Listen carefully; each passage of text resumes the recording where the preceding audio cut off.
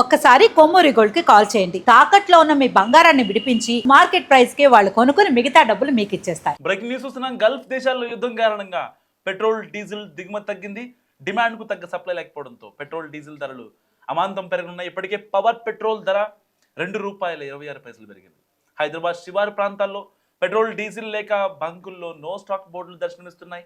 ఈ అంశంపై Telangana petroleum dealers కూడా స్పందిస్తున్నారు.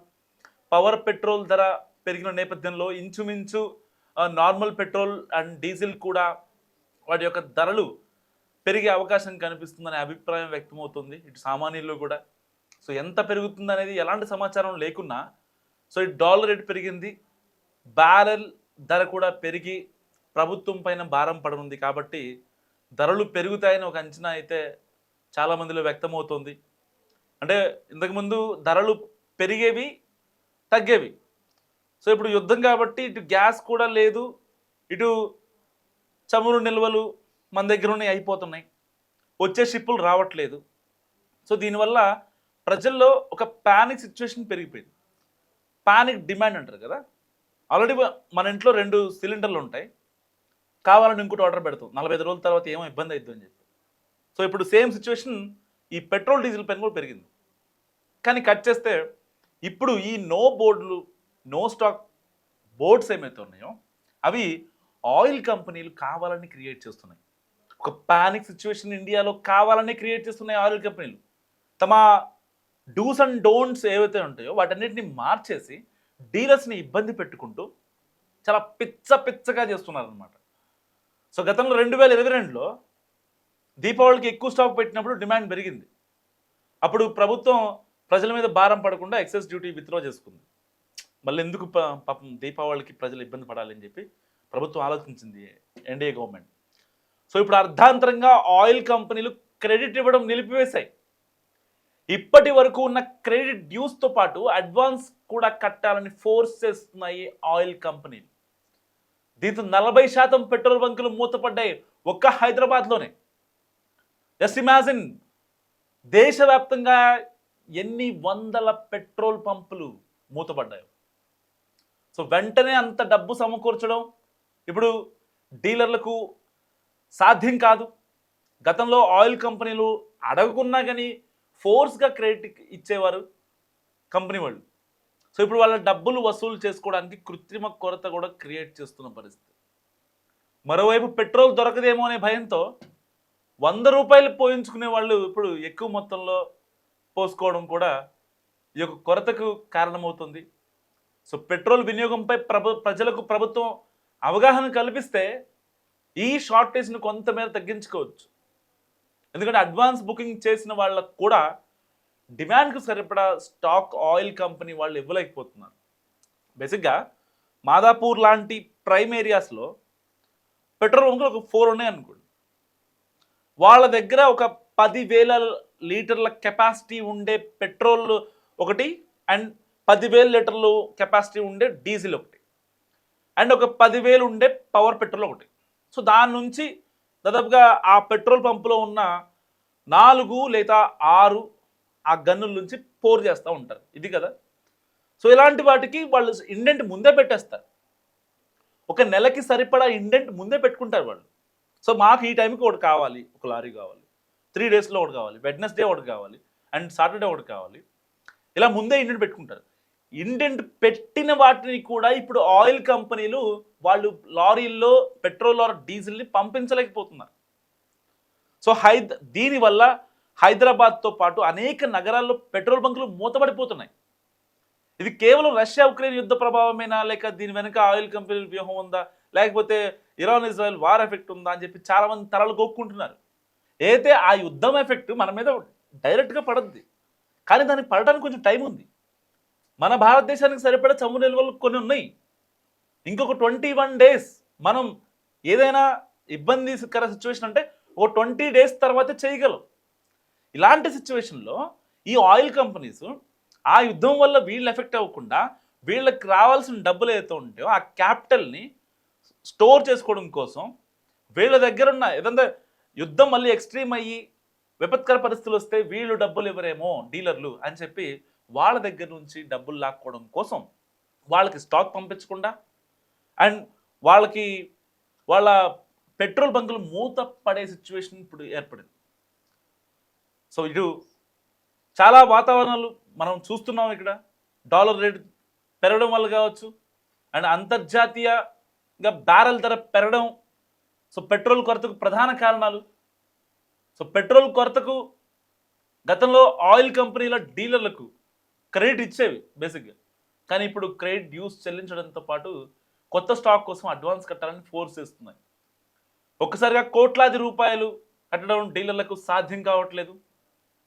దీనివల్ల సుమారు 40% బంకులు మూతపడే పరిస్థితి వచ్చింది, మూతపడుతున్నాయి. సో ఆయిల్ కంపెనీలు తమ పాత బాకీ వసూలు చేసుకోవడానికి కావాలనే సరఫరా తగ్గించి కృత్రిమ కొరత క్రియేట్ చేస్తున్నాయి.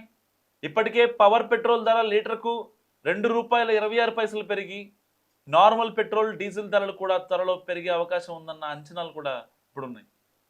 రేపు పెట్రోల్ దొరకదేమో అన్న భయంతో ₹50, ₹100 పోర్ చేయించుకునే వాళ్ళు ట్యాంక్ ఫుల్ చేయించేస్తున్నారు. హైదరాబాద్ శివారు ఓఆర్ఆర్ అవుట్కట్స్లో అయితే చాలా బంకులు ఇప్పుడు మొత్తం మూతపడ్డాయి. ఒక రకంగా పానిక్ బుకింగ్ దీనికి కారణం అని చెప్పుకోవచ్చు. వినియోగంపై ప్రజల్లో అవగాహన రావాలి. సో పెట్రోల్ సంక్షోభం కేవలం ధరల సమస్య కాదు, అది ఒక supply chain problem. Advance booking చేసిన వారికి కూడా ఆయిల్ కంపెనీలు స్టాక్ ఇవ్వలేకపోవడం ఇప్పుడు మరింత ఆందోళనకరంగా మారింది. డాలర్ విలువ పెరగడం వల్ల భారతీయ ఆయిల్ మార్కెటింగ్ కంపెనీలు దిగుమతి చేసుకునేటప్పుడు ఎక్కువ అదనపు భారం చెల్లించాల్సి ఉంటుంది.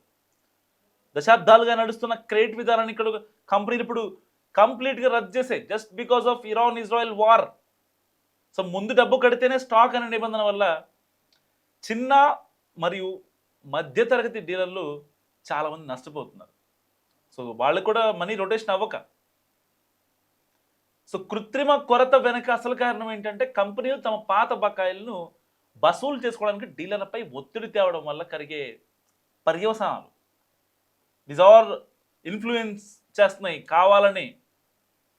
సో నగర శివార్లలో నో స్టాక్ బోర్డులు కూడా దర్శనమిస్తున్నాయి. ఒక పక్క రాత్రిపూట వాహనదారులు ఇబ్బందులు పడుతున్నారు.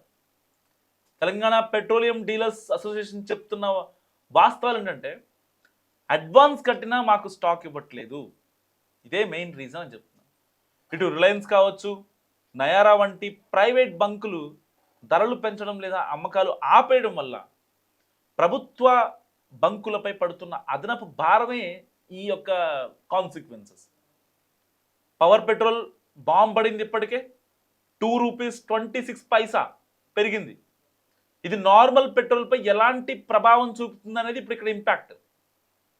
గతంలో మనం చూసాం శ్రీలంక సంక్షోభం, శ్రీలంక పాండమిక్ సిచ్యువేషన్ మనకు నేర్పిన పాఠం ఒక్కటే, ఇంధనం అనేది కేవలం వాహనం నడవడానికి మాత్రమే కాదు, దేశం నడవడానికి అవసరమైన రక్తం లాంటిది.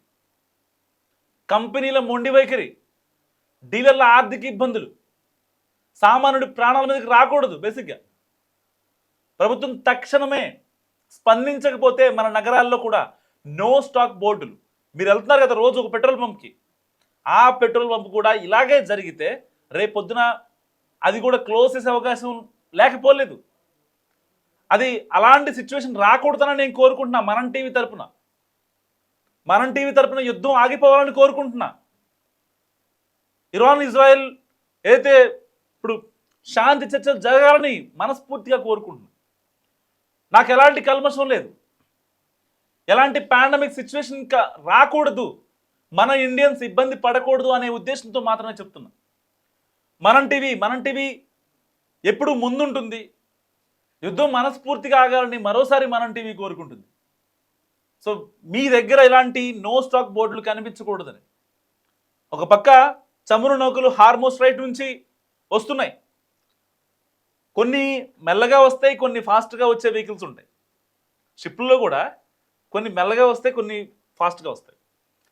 హార్మోస్ స్ట్రైట్ నుంచి డైరెక్ట్గా ఇటు బాంబే పోర్టుకి, అటు వైజాగ్ పోర్టుకి ఏదైతే నియర్ బై రిఫైనరీలు ఉంటాయో వాటి దగ్గరికి వెళ్ళాలి. ఆ ముడి చమురు అక్కడికి వెళ్ళాక ఆ రిఫైనరీస్లో వాటిని సమ్ రూమ్ టెంపరేచర్తో దాన్ని హీట్ చేసిన తర్వాత పెట్రోలు డీజిల్ గ్యాస్. సో ఇది కదా. సో ఇంకొక 21 రోజుల వరకు 21 రోజుల వరకు మనకి స్టాక్ ఉంది. ఎవరు ఎలాంటి భయపడాల్సిన పని లేదు. ఇక్కడ కేవలం ఆయిల్ కంపెనీలు చేస్తున్న ఇలకత మఫ్లియా కారణం. దీనికి పానిక్ బుకింగ్ కావచ్చు. ఒక 50 రూపాయలు పెట్రోల్ కొడుచుకునేవాడు, ఒక 10th క్లాస్ అబ్బాయి, నాకు ఎగ్జామ్స్ ఉన్నాయి, మళ్ళీ రేపొద్దున యుద్ధం వల్ల నా బండి అయిపోద్దామని చెప్పి ఫుల్ ట్యాంక్ చేపిస్తాడు వాళ్ళ మమ్మీని డబ్బులు అడిగి. ఇలాంటి సిచ్యువేషన్స్ ఉంటాయి, ప్రతి ఇంట్లో మనం చూస్తూ ఉంటాం. ఆఫీస్కి వచ్చేవాళ్ళు డాక్టర్స్, లాయర్లు, వీళ్ళంతా. సో పెట్రోల్ అయితే పెట్రోల్ బంకులకి చిన్న చిన్న ఆ యొక్క ప్లాస్టిక్ ఉంటాయి కదా, వెజల్స్ ఉంటాయి కదా, దాన్ని తీసుకెళ్ళి మరి కొన్ని చేస్తున్న పరిస్థితులు కూడా మనకి ఆఫ్ ద రికార్డ్లో మనం గమనించవచ్చు. నాకు తెలిసి చాలా జరుగుతున్నాయి. సో ఎక్కడ పెట్రోల్ ఉండదు అనుకుని చదువుకున్న వాళ్ళు కూడా అలాగే ఉన్నారు. కొన్ని చదువుకొని వాళ్ళు అంటే యుద్ధం వల్ల పెట్రోల్ అయితే ఆగిపోద్దేమో అనుకుంటారేమో. ఇక్కడ పెట్రోల్ మీద ఎఫెక్ట్ పడే అవకాశం చాలా తక్కువ, చాలా అంటే చాలా తక్కువ అసలు. సో యుద్ధం వల్ల పెట్రోల్ దొరకకపోవడం గురించి మీరేమనుకుంటున్నారు? మస్తుగా కామెంట్ చేయండి.